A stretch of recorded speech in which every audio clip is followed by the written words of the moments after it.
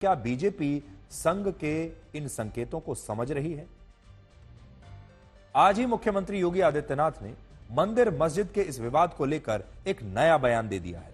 उन्होंने कहा है कि अगर मुगलों ने अयोध्या, काशी, मथुरा और संबल जैसे स्थानों पर हिंदू मंदिरों को नष्ट न किया होता तो उनके वंशज आज कोलकाता और हावड़ा की झुग्गी बस्तियों में गरीबी में रहने को मजबूर ना होते और उनकी ऐसी दुर्गति न होती।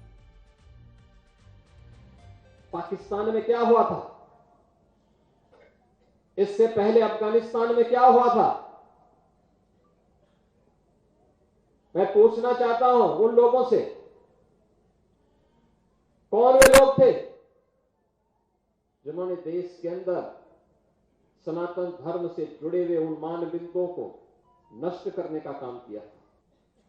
कभी अयोध्या में श्री राम जन्मभूमि, कभी मथुरा में श्री कृष्ण जन्मभूमि, कभी संबल में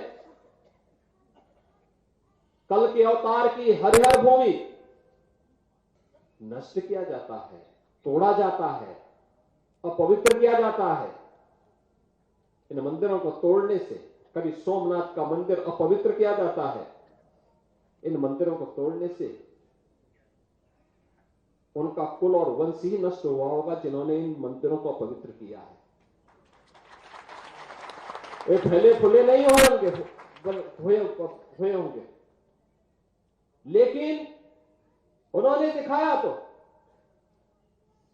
और ये कारण है जब मैं आज पूछता हूं कि भाई जिन लोगों ने मंदिर तोड़े थे उनकी क्या स्थिति है वर्तमान में, तो लोग बताते हैं कि औरंगजेब के परिवार के लोग, उसके वर्तमान खानदान, मुझे कोई एक दिन बता रहा था जबकि कोलकाता के पास वो रिक्शा चलाते हैं, तो मुझे बताओ अगर उसने टूणे किए होते, इन मंदिरों को तोड़ा नहीं होता तो रिक्शा चलाता क्या? योगी आदित्यनाथ के इस बयान के बाद सोशल मीडिया पर एक नाम बड़ी तेजी से ट्रेंड कर रहा है और वो है सुल्ताना बेगम। सुल्ताना बेगम आखिरी मुगल बादशाह बहादुर शाह जफर की प्रपौत्र वधू हैं, जो अब कोलकाता के पास हावड़ा की एक झुग्गी बस्ती में बड़ी गुर्बत और गरीबी में अपने दिन आजकल बिता रही। और इसे आप समय का चक्र या समय का इंसाफ भी शायद कह सकते हैं। 17वीं शताब्दी में मुगलों के पास दुनिया में सबसे ज्यादा धन दौलत थी। आज के हिसाब से उस समय मुगलों के पास 1700 लाख करोड़ रुपए की धन दौलत थी, जो पूरे चीन की कुल जीडीपी के लगभग बराबर मानी जाती। मुगल शासक इतने अमीर थे कि वो अपने जन्मदिन यानी यौम पैदाइश पर खुद को सोने से तुलवाते थे और इस सोने को गरीबों में बांट दिया करते थे। आज ये एआई की मदद से हमने एक तस्वीर आपके लिए बनाई है कि आर्टिफिशियल इंटेलिजेंस, इसके बारे में अगर उससे कहा जाए कि उस जमाने की एक तस्वीर बनाए जब मुगल बादशाह अपने आप को सोने से तुलवाते थे अपने जन्मदिन पर और फिर इस सोने को बांट दिया करते थे, तो आर्टिफिशियल इंटेलिजेंस ने कुछ इस तरह की तस्वीर बनाई। और जो तस्वीर आप देख रहे हैं ये तो आर्टिफिशियल इंटेलिजेंस से हमने बनवाई है, लेकिन इसका जिक्र एक पुस्तक में भी किया गया है और उस पुस्तक का नाम है मासिरे आलमगीरी। और इस पुस्तक के पेज नंबर 15 पर क्या लिखा है मैं जरा आपको पढ़कर सुनाता हूं। इसमें लिखा है, मुगल सम्राट औरंगजेब को उनके 42वें यौम पैदाइश पर सोने से तोलने का समारोह हुआ और सम्राट के वजन के बराबर सोने को गरीबों के बीच बांट दिया गया और सभी आसपास के पुरुषों को कपड़े तोहफे में दिए गए।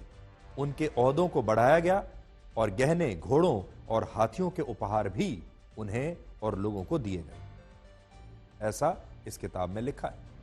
अब आप ये सोचिए, जो मुगल अपने जन्मदिन पर खुद को सोने से तुलवाया करते थे, उनके वंशज आज झुग्गी झोंपड़ी बस्तियों में इतनी गरीबी में अपने दिन बिता रहे हैं। आज हमने अपनी टीम को सुल्ताना बेगम के घर पर भेजा देखने के लिए कि योगी आदित्यनाथ जिनकी बात कर रहे हैं आखिर वो कहां रहती हैं, वो कौन है। सुल्ताना बेगम कहती हैं कि वो दिल्ली के लाल किले की मालिक हैं और इस दावे को लेकर उन्होंने दिल्ली हाईकोर्ट में एक याचिका भी दायर की थी, क्योंकि ये लाल किला मुगल बादशाह बहादुर शाह जफर का था। इस नाते ये लाल किला उनका हुआ।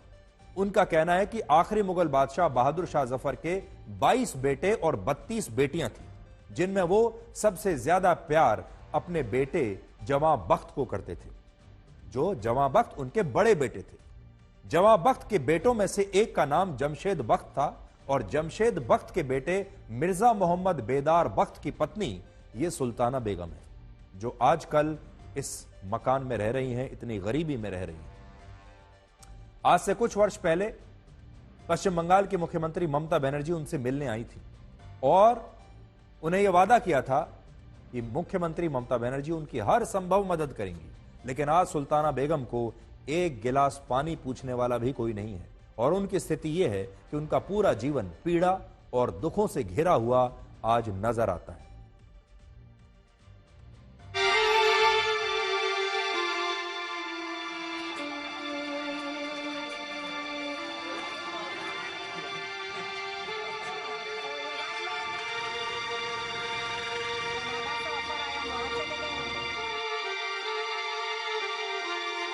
हमने लाल किला का नाम नहीं लिया था। हमने कहा जैसे आज़ादी के बाद बहुत से राजाओं को तो उनका महल वापस मिल गया और तो हमारा घर कहाँ गया। हमने बहादुर शाह जफर का घर के लिए कहा था। तब आप समझ सकते हैं वो लाल किला या काला किला, ये तो हमने नाम नहीं लिया।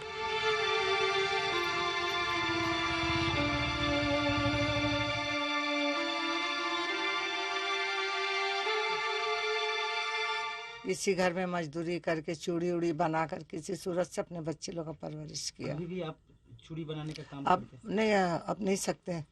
ये यहाँ दर्द है, ये यहाँ गिर के यहाँ चोट लगा है और ज़्यादा चलते हैं तो पीठ में बहुत दर्द होता, दोनों पैरों में दर्द है।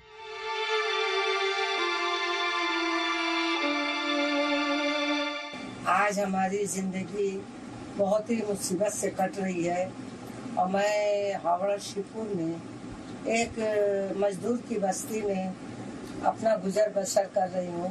ऐसे मजदूर बस्ती में हूँ जहाँ के गंदगी भी है, बारिश में छत टपकता है, रात भर बैठकर गुजारते हैं बच्चों को लेकर।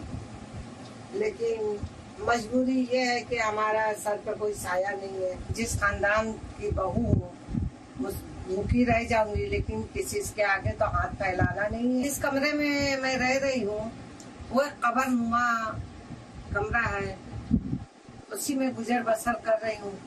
दिन खाती हूँ तो रात को सोचती हूँ, रात खाती हूँ तो सुबह का सोचती हूँ। पैसे की वजह से बच्चों को तालीम भी नहीं दे पाई और अभी इतना खस्ता हाल है कि हमारे पास एक भी पैसा नहीं। पैसा हो तो अपना इलाज करवाए, खाने के लिए रोटी नहीं है।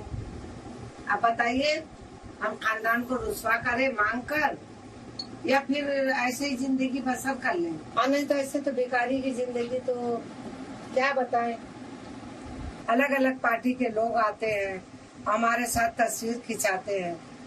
तो क्या तस्वीर खिंचाने से या पार्टी के लोग आने से इलेक्शन में कोई भी पार्टी जीते, उससे मुझे मतलब नहीं। कोई भी पार्टी जीते तो क्या इसके लिए मेरे लिए कुछ भला होगा? आइंदा जिंदगी हम सुख से काट सकते हैं, आइंदा जिंदगी हम ये मुसीबत से हम निकल सकते हैं क्या? इसके बाद कोई मेरी मदद करेंगे? अभी आपने देखा मुगल बादशाह बहादुर शाह जफर के खानदान की ये जो लोग हैं वो आज किस बुरी स्थिति में कोलकाता में रह रहे हैं, कोलकाता के पास रह रहे हैं। बहुत सारे लोग आज इनका मजाक उड़ा रहे हैं। बहुत सारे लोग ये कह रहे हैं कि देखिए जो हुआ अच्छा हुआ, इनके वंशजों ने जो किया था वो उसका फल ये भुगत रहे। लेकिन हमारा कहना कुछ और है। आज इनका मजाक उड़ाने का दिन नहीं। जो कुछ सैकड़ों वर्ष पहले हो चुका उसमें इनकी गलती नहीं है और उस समय अगर कुछ गलत काम हुआ तो उसकी सजा इन्हें नहीं दी जा सकती। इसलिए हम ये कहना चाहेंगे कि इन्हें आपका मजाक नहीं, आपकी नफरत नहीं, आपकी दया की आवश्यकता है और इन्हें मदद की आवश्यकता है। हमारे देश में 20 करोड़ मुसलमान रहते हैं। हमारे बहुत सारे मुसलमान दर्शक इस समय हमें देख रहे होंगे, हमारे बहुत सारे हिंदू दर्शक हमें इस समय देख रहे होंगे जो धर्मनिरपेक्ष हैं। और आज हम आपसे यह कहना चाहेंगे, इनका मजाक मत उड़ाइए, इनसे नफरत मत कीजिए, इनकी मदद कीजिए। और हमारे देश में क्या लोग कुछ ऐसे हैं आज भी जो सुल्ताना बेगम की मदद के लिए आ सके? वो कह रही हैं कि बच्चों को पढ़ाने के लिए पैसा नहीं है, खाने के लिए पैसा नहीं है, खस्ता हाल में वो जी रही हैं, सिर पर किसी का हाथ नहीं है। अब सोचिए 140 करोड़ के इस देश में अगर सुल्ताना बेगम कहती हैं कि उनके सिर पर किसी का हाथ नहीं है, कोई मदद के लिए नहीं आ रहा, तो ऐसा कैसे हो सकता है? इसलिए आज हम आपसे यह अपील जरूर करेंगे कि अपना बड़ा दिल दिखाइए, चाहे आप किसी भी धर्म से आते हैं, सुल्ताना बेगम की मदद कीजिए। देखिए कि उनके बच्चे कैसे पढ़ाई लिखाई कर सकते हैं, स्कूल जा सकते हैं, कॉलेज जा सकते हैं, उन्हें कैसे नौकरी मिल सकती है, वो कैसे अपने इन आखिरी दिनों को ठीक से बिता सकती है। और मुझे पूरा यकीन है आप में से बहुत सारे लोग उनकी मदद करने के लिए जरूर आएंगे। मुगलों ने जो किया उसकी सजा इन्हें नहीं मिलनी चाहिए।